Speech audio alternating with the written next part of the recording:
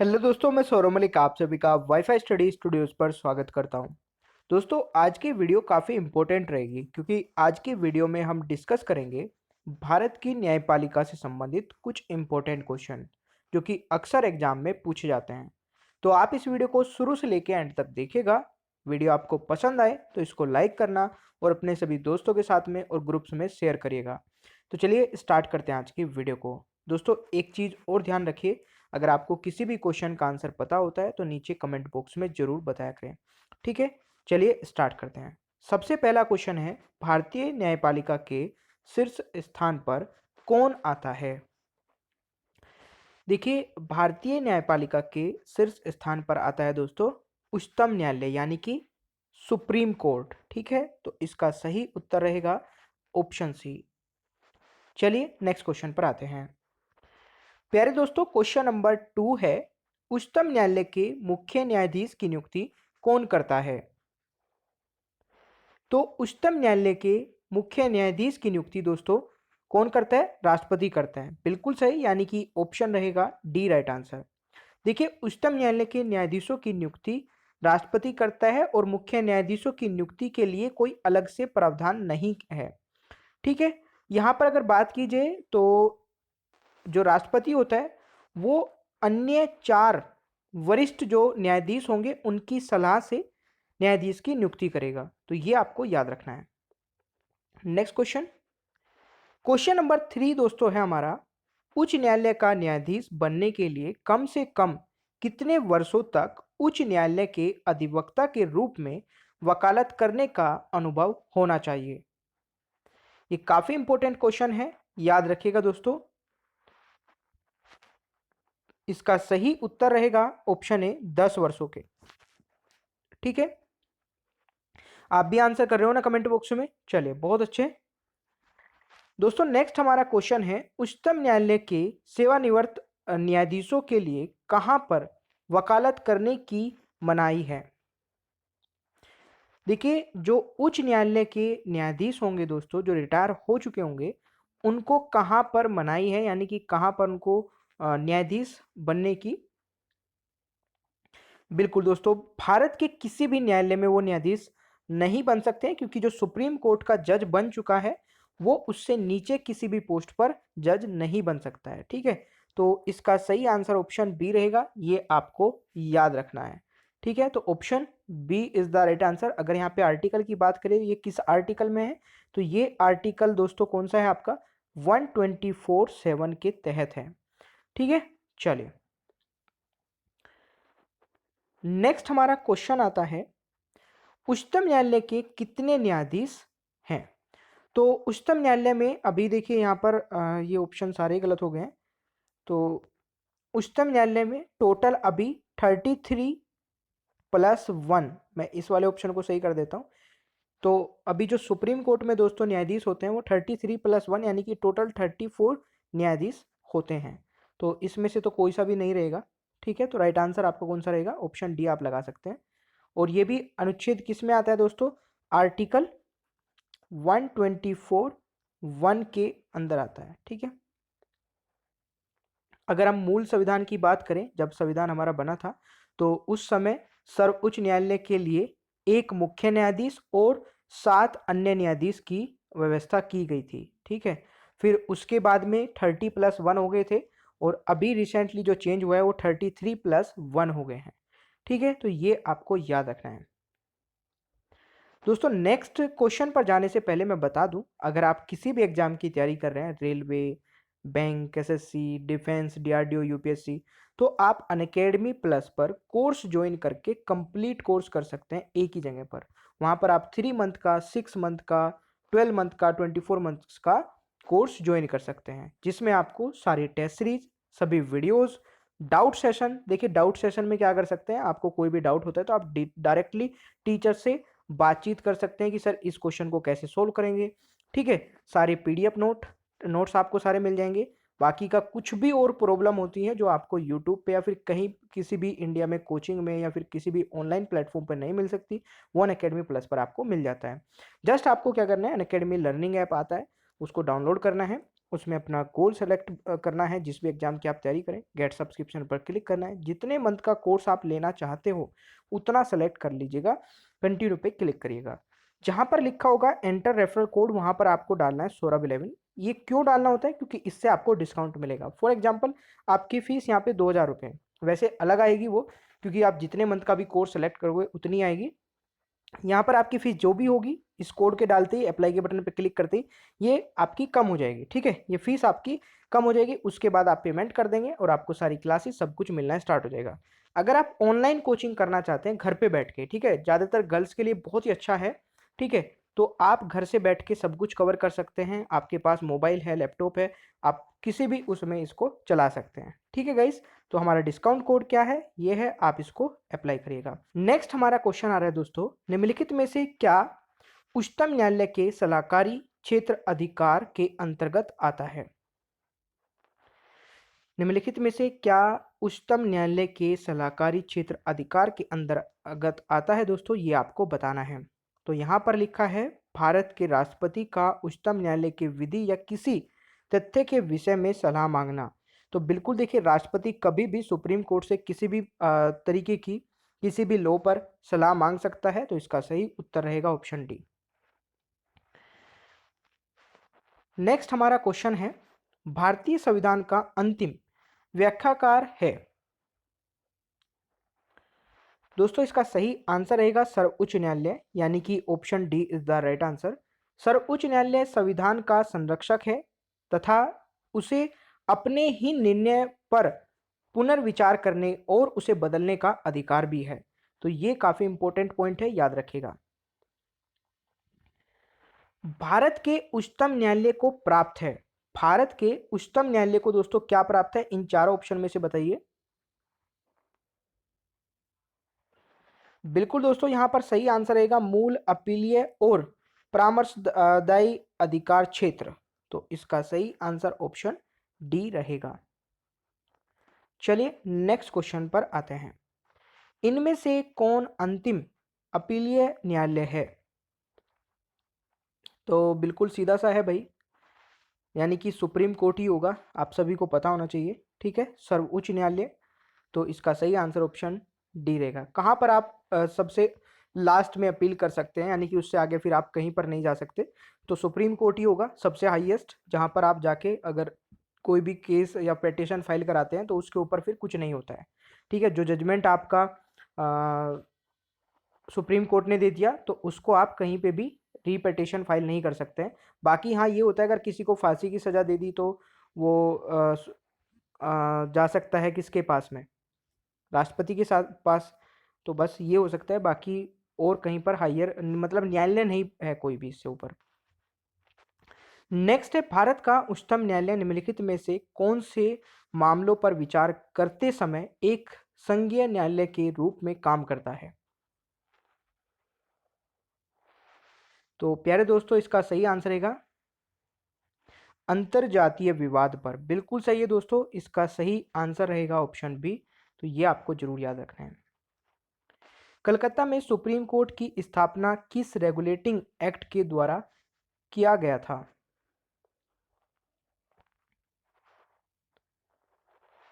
तो प्यारे दोस्तों इसका सही आंसर क्या रहेगा? कलकत्ता में सुप्रीम कोर्ट की स्थापना किस रेगुलेटिंग एक्ट के द्वारा किया गया था?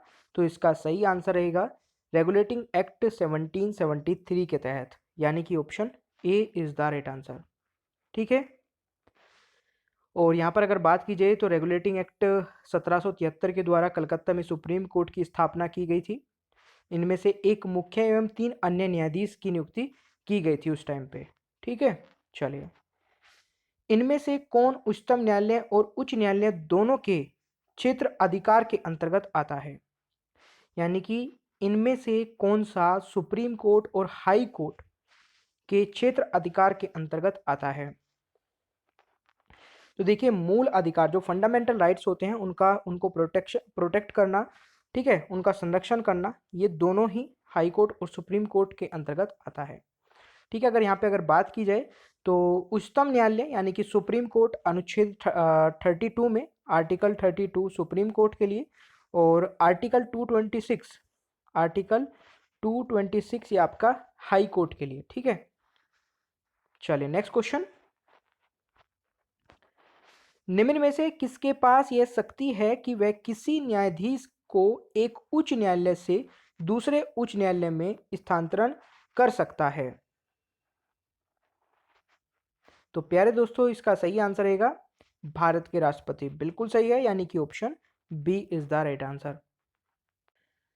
दोस्तों नेक्स्ट क्वेश्चन नंबर 14 है, भारत में पहली बार उच्च न्यायालय कहाँ स्थापित किया गया था? तो भारत में पहली बार उच्च न्यायालय स्थापित किया गया था बॉम्बे, मद्रास और कोलकाता में। तो इसका सही आंसर ऑप्शन बी रहेगा।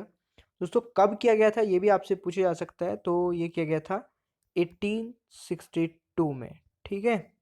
चलिए नेक्स्ट हमारा क्वेश्चन आता है, उच्च न्यायालय के न्यायाधीश किस आयु तक अपने पद पर बने रहते हैं? उच्च न्यायालय यानी कि हाई कोर्ट की यहाँ पे बात की जा रही है। तो हाई कोर्ट के दोस्तों जो न्यायाधीश होते हैं वो 62 वर्ष की आयु तक अपने पद पर बने रहते हैं। तो इसका सही आंसर ऑप्शन बी रहेगा। देखिए इससे पहले जो 15वां संविधान संशोधन हुआ था 1963 में, उससे पहले 60 वर्ष तक ये होता था, ठीक है। 60 वर्षों तक न्यायाधीश अपनी पद पर बने रहते थे, बट उसके बाद 62 वर्ष हो गया था, ये आपको याद रखना है। 15वें संविधान संशोधन 1963 में। नेक्स्ट क्वेश्चन है, मध्य प्रदेश उच्च न्यायालय की पीठ स्थित है? मध्य प्रदेश उच्च न्यायालय की पीठ दोस्तों स्थित है आपकी इंदौर में। तो इसका सही आंसर ऑप्शन बी रहेगा। नेक्स्ट क्वेश्चन है, इनमें से किस उच्च न्यायालय ने बंद को पहली बार असंवैधानिक घोषित किया? बंद को असंवैधानिक घोषित किया था पहली बार किस उच्च न्यायालय ने? तो ये केरल उच्च न्यायालय ने, ठीक है। तो इसका सही आंसर ऑप्शन सी रहेगा प्यारे दोस्तों। कब किया था? ये किया था 1997 में, ठीक है। चलिए नेक्स्ट क्वेश्चन आता है, भारत के उच्चतम न्यायालय के न्यायाधीशों की नियुक्ति कौन करता है? यहाँ पर उच्चतम न्यायालय के न्यायाधीशों की नियुक्ति की बात की गई है। तो जैसे मैंने पहले भी बताया था राष्ट्रपति करता है, ठीक है। तो इसका सही आंसर ऑप्शन ए रहेगा। और किस आर्टिकल के तहत करता है दोस्तों? आर्टिकल 124(2) के तहत, ठीक है, के अनुसार राष्ट्रपति उच्चतम न्यायालय और राज्यों के उच्च न्यायालय के ऐसे न्यायाधीशों से परामर्श करने के बाद उनकी क्या करता है? नियुक्ति करता है। नेक्स्ट है, सर्वोच्च न्यायालय के न्यायाधीश की आयु में सेवानिवृत्त होती है। तो सर्वोच्च न्यायालय का जो दोस्तों न्यायाधीश होगा वो कितनी एज तक अपने पद पर बना रहेगा? तो इसका सही आंसर रहेगा ऑप्शन डी 65 वर्ष तक। तो ये भी आपको याद रखना है। नेक्स्ट है, उच्चतम न्यायालय की प्रथम महिला न्यायाधीश कौन थी? उच्चतम न्यायालय की यानी कि सुप्रीम कोर्ट की पहली महिला न्यायाधीश, इंपॉर्टेंट है, ध्यान रखिएगा। बिल्कुल दोस्तों इसका सही आंसर रहेगा सुश्री एम एस फातिमा बीवी। बिल्कुल सही है, यानी कि option C is the right answer. इनका जो कार्यकाल रहा था दोस्तों वो रहा था 1989 से 1992 तक, ठीक है। ये आपको नोट कर लेना है, याद रखना है। और इसकी पीडीएफ आप डाउनलोड कर सकते हैं टेलीग्राम से, ठीक है। टेलीग्राम पे जाके सौरभ सर जी के सर्च करना, वहां पर एक ग्रुप मिल जाएगा, उसमें इसकी पीडीएफ मिल जाएगी। नेक्स्ट है, निम्नलिखित में से किसने उच्चतम न्यायालय के न्यायाधीश तथा लोकसभा अध्यक्ष के पदों को सुशोभित किया है? तो दोस्तों निम्नलिखित में से किसने उच्चतम न्यायालय के न्यायाधीश तथा लोकसभा अध्यक्ष के पदों को सुशोभित किया है? तो इसका सही आंसर रहेगा बिल्कुल option B is the right answer, K M Hegde, यानी कि option B is the right answer. K M Hegde का जो कार्यकाल था वो भी आप नोट कर सकते हैं 1967 से 73 तक। चलिए नेक्स्ट क्वेश्चन है, निम्नलिखित में से भारत के वह मुख्य न्यायमूर्ति कौन है जिन्हें भारत के राष्ट्रपति के रूप में काम करने का अवसर प्राप्त हुआ था? काफी इंपॉर्टेंट है दोस्तों, आंसर करिए।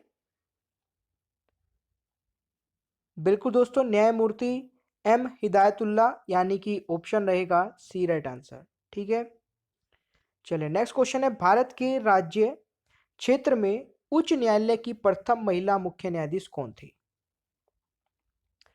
तो सबसे पहले हाई कोर्ट में न्यायाधीश बनने वाली कौन थी? बिल्कुल सही दोस्तों, लीला सेठ थी। तो इसका सही आंसर ऑप्शन सी रहेगा।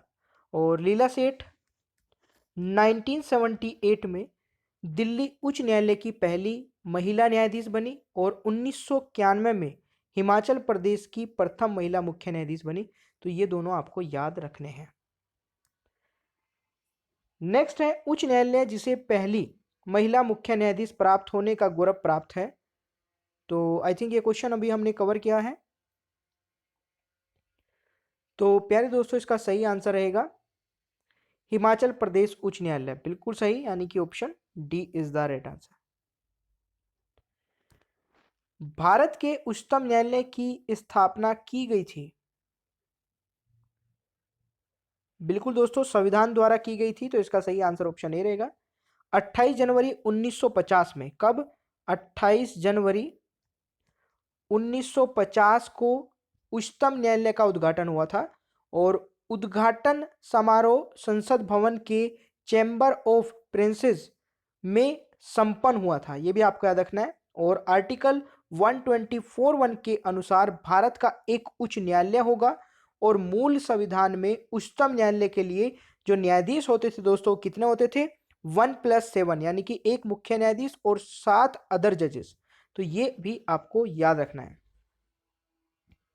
नेक्स्ट है, किसी राज्य में चुनाव याचिका पर फैसला करने की शक्ति किसके पास है? तो प्यारे दोस्तों, उच्च न्यायालय के। तो इसका सही आंसर रहेगा ऑप्शन सी। ठीक है, चलिए नेक्स्ट क्वेश्चन पर चलते हैं। न्यायपालिका का मुख्य कार्य क्या है? न्यायपालिका का मुख्य कार्य क्या है? बिल्कुल दोस्तों, कानून का अधिनियमन, यानी कि ऑप्शन रहेगा सी राइट आंसर।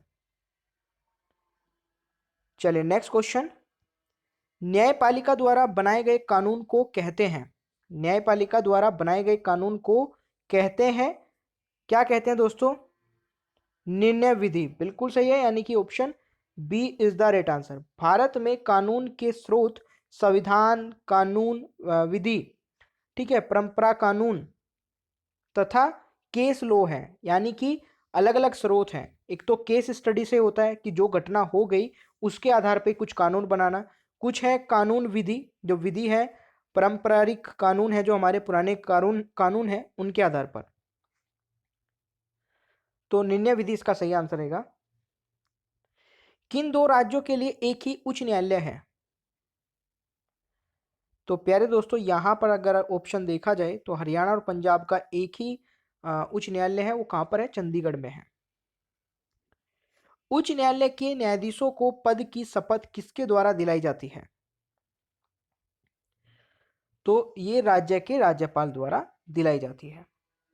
ठीक है, और ये आर्टिकल कौन किस में आता है दोस्तों? 219 में आता है। 219 आर्टिकल। नेक्स्ट है, उच्च न्यायालय के न्यायाधीश के रूप में नियुक्ति होने के लिए कम से कम कितने वर्षों तक किसी उच्च न्यायालय में अधिवक्ता के रूप में कार्य किया है? किया होगा यहाँ पे। ठीक है, तो सही आंसर क्या रहेगा? बिल्कुल दोस्तों, इसके लिए भी 10 वर्षों की रहेगी, यानी कि option C is the right answer. ये किस आर्टिकल में आता है? ये आर्टिकल 217(2) के तहत आता है। अंडमान और निकोबार द्वीप समूह क्षेत्र का उच्च न्यायालय किस राज्य के अंतर्गत है? तो दोस्तों, ये आता है आपका पश्चिम बंगाल के अंतर्गत, यानी कि ऑप्शन रहेगा बी राइट आंसर। चलिए नेक्स्ट क्वेश्चन आता है, लक्षद्वीप राज्य का उच्च न्यायालय भारत के किस क्षेत्र में स्थित है? तो ये स्थित है आपका केरल में। तो इसका सही आंसर ऑप्शन बी रहेगा। निम्नलिखित में से कौन अनुच्छेद 143 के तहत उच्चतम न्यायालय से परामर्श मांग सकता है? तो भारत का राष्ट्रपति इसका सही आंसर रहेगा, जैसे मैंने आपको इसी वीडियो में बताया भी था शुरू में। ठीक है, उच्चतम न्यायालय की प्रथम महिला न्यायाधीश कौन थी? तो गाइज ये हो चुका है, तो क्वेश्चन रिपीट हो गया, कोई बात नहीं, आप इसका आंसर बता देना। सर्वोच्च न्यायालय के न्यायाधीशों के वेतन और भत्ते किस पर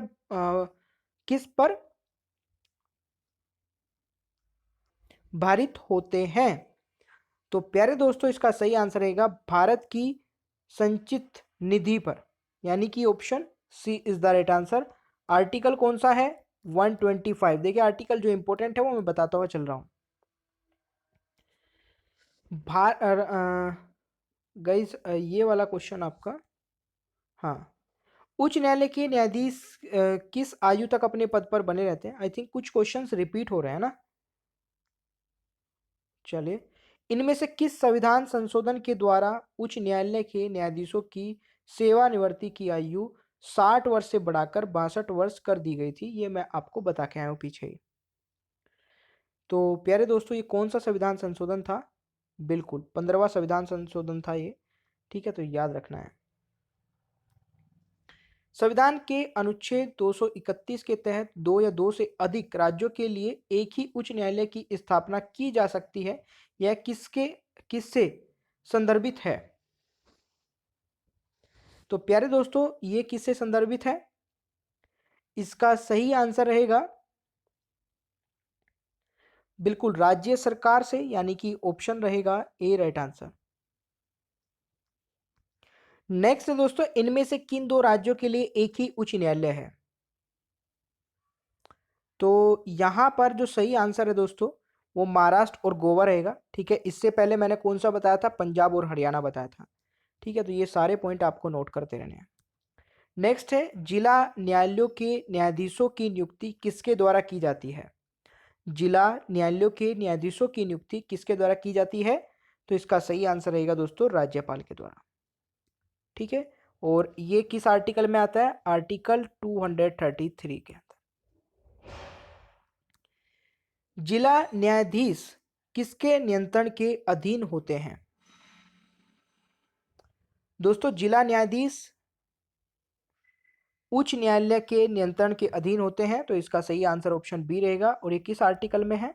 ये आर्टिकल आपका 235 के अनुसार जिला न्यायालयों तथा उनके अधीनस्थ जो अन्य न्यायालय होते हैं उन पर उच्च न्यायालय का पूर्ण प्रशासनिक नियंत्रण होता है। ठीक है प्यारे दोस्तों, तो